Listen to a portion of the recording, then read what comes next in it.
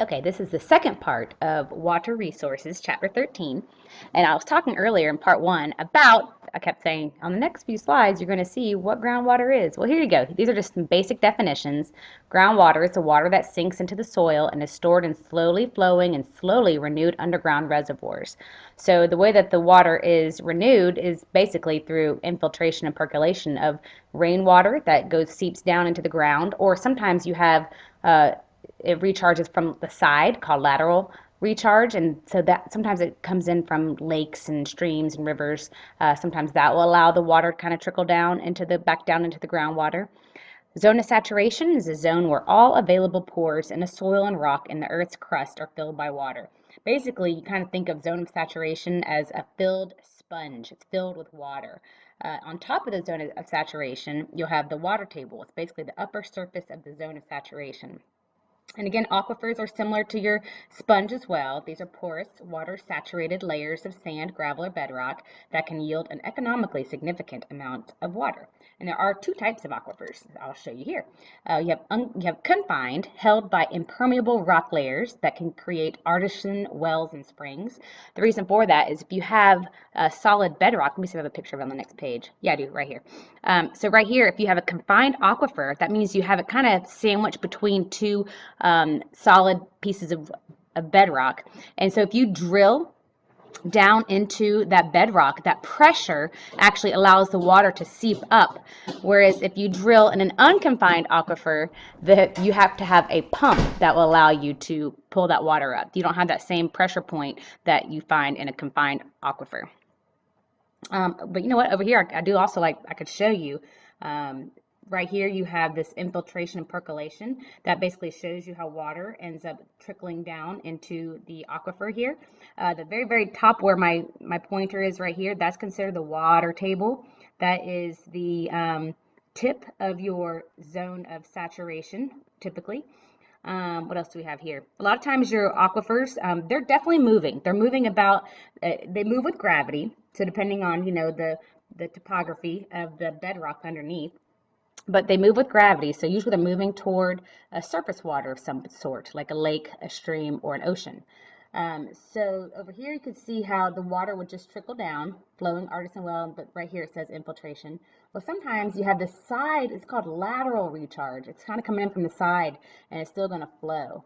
You can see how this would be, if somehow this were contaminated, it would be very difficult to clean.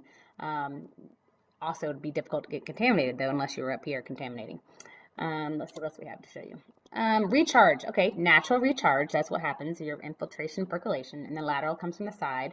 I want to show you how slowly. I just said it's about a meter per year. How far it moves anyway. But let me show you how slowly they actually recharge compared to like your surface waters. This is a neat little demo. So here, click on the type of water movement and see how fast it moves down the line, which represents 1 foot in length. Okay.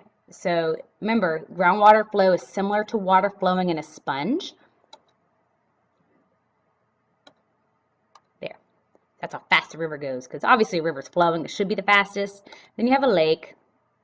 Standing water isn't going to flow too much, but still going to flow some because there's going to be gravity involved even under a lake.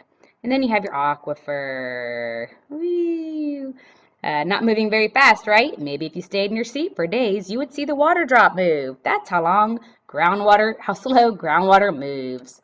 I thought that was a cute little animation. Okay, so back to the PowerPoint. Okay, I feel like I showed you that. And this also tells you a little bit, again, about the processes of water purification for us. Evaporation and transpiration, that's one way that water gets purified. It's your natural capital. And another way it gets purified is through this infiltration. Acts kind of like these rocks and gravel and sand and silt all act as a way to pull contaminants out of the water for us.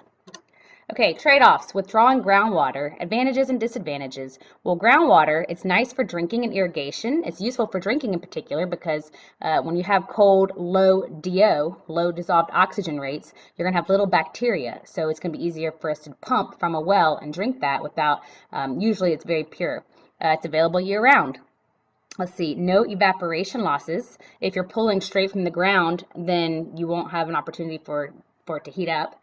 and it's cheaper to extract than most surface waters. Disadvantages, we have aquifer depletion from overpumping, especially in areas where we are trying to grow a lot of crops in arid regions. When we have that, you have to have a lot of irrigation happening, and usually it's not always the wisest use of our water. Sinking of land, subsidence from overpumping. I can never say that. Basically, it's almost like you create a sinkhole because the pressure that the water provides, basically it's matter, right? When you take away some of the matter that's underneath the ground, then you're taking away a lot of the mass, you're taking away the matter, and you're going to basically be taking away the pressure that's holding up the ground for us. Aquifers are polluted for decades or centuries. Once you pollute an aquifer, remember I showed you how slow it moves, and it moves meter per year. It's hard to get to it. You can't even allow for biological decomposition and breakdown of pollutants, because that's bacteria does us a favor a lot of times in surface water and helps break down some toxins for us. And then saltwater intrusion into your drinking water supplies if you're in a coastal area. And I'm about to show you what saltwater intrusion is. So groundwater overpumping has other harmful effects. It limits future food production. It even creates a bigger gap between the rich and the poor. You can have subsidence in sinkholes, and then groundwater overdrafts in your coastal regions create contamination and undrinkable, and you cannot use salt water to irrigate your plants, guys, because it will dehydrate your plants. So here is some examples of what happens if you overpump your groundwater. Okay, so here you have normal pumping, original water tables up here, but if you pump too much, see how first of all, the surface water is going to deplete as well. And then over here, you could tell there's a zone they call it a cone of depression. And basically, it says on here, picture yourself drinking a McDonald's milkshake. The shake goes down near the straw first. But then what happens if your neighbor overpumps? So this one is showing you, see my cursor here? This picture is showing you how this guy has a super deep well. He maybe had some extra money to begin with. So he was able to dig a deeper well. Well, if the groundwater depletes, he's going to still have access to the water, and this guy is not. And then if you're near a company, overpumping lowers the cone of depression, dries up a stream. Original homeowner must now spend money to drill a deeper well. So you can see how the water table can go down. So here are more cone of depression images. This is a nice visual. You can see here, you can see the zone of saturation. This is your aquifer right here. You'll see me use those words interchangeably. But think of this as like a big old, wet sponge holding water for us. And it's easy to see after the heavy pumping how that cone of depression creates dry wells in the surrounding areas. Land subsidence and sinkholes. It's a gradual settling or sudden sinking of the Earth's surface. Major causes are groundwater depletion and mining.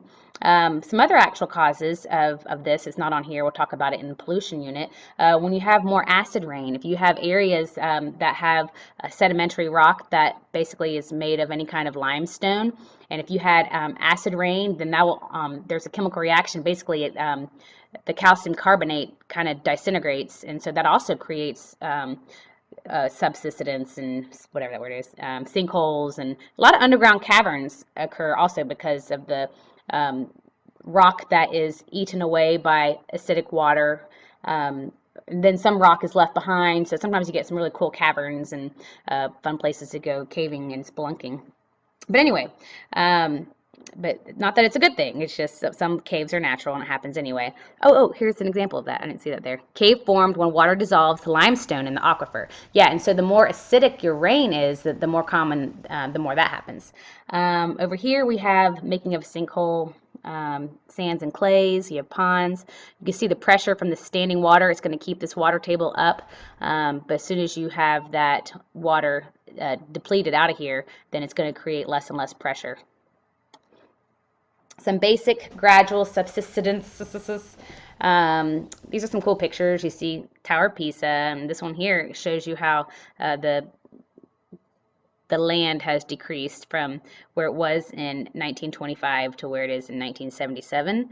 And here we have a subsidence area, sign warning motorists of the hazard. This was in 1981. This is rapid one, a sinkhole. Okay, so this one just happens quickly. The subsidence is normally pretty slow, but it happens quickly and kind of random, then that's going to be called a sinkhole. That one's cool. Guatemala in 2010, it was 30 stories deep. Okay, saltwater intrusion. I mentioned this a second ago. When groundwater is removed from the water table near the ocean, pressure forces the salty water inland where it may eventually infiltrate the well. We do not want it to infiltrate the well. So normally you have, I told you, fresh water is flowing. It's flowing with gravity toward some kind of surface water. In this case, we are flowing toward the sea. And when that happens, there is this water right here, this zone of diffusion. It's going to be a mixture of salinity.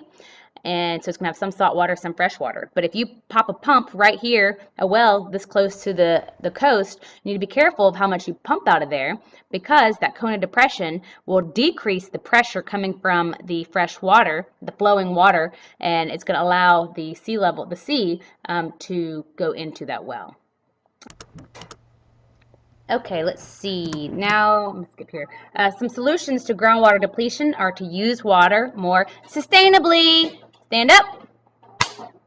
All right, we need to waste less water. Well, duh. There's ways that we'll talk about how we're going to do this. Usually it has to do with how we irrigate.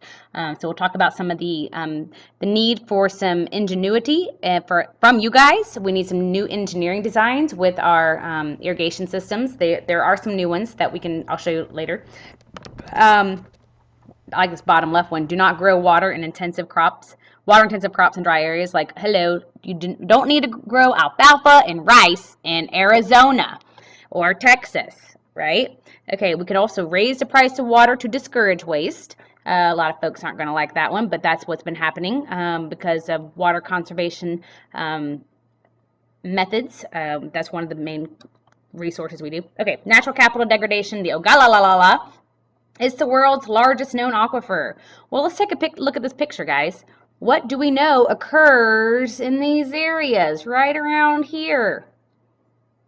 You got it. Farming. Exactly. So this is these are Great Plains. This is where we do majority of our farming. If you look with the darker blue, basically means that there's still quite a bit of groundwater available. So your northern states are still in pretty good shape. It's down here, your southern states, that we've had less and less water available.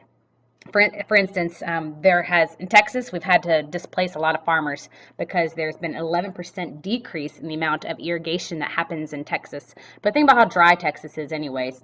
Water to irrigate, it's going to evaporate pretty quickly. So the Ogallala, it's the largest known aquifer, irrigates the Great Plains. Water table has lowered more than 30 meters. Think about that. That's very significant. That's low. So you have to pump more and more. You have to get that well down so you can pump it up. So the cost of high pumping has eliminated some of the farmers. They've been displaced. Government subsidies to continue farming deplete the aquifer further, and biodiversity is threatened in some areas. So biodiversity, the reason for that, because the Ogallala, sometimes it will flow onto the land and it creates like inland wetlands, sometimes like little mini lakes and little mini reservoir type areas. But these are vital habitats. A lot of species live there, especially like your birds. They'll lay eggs and then they'll spawn there.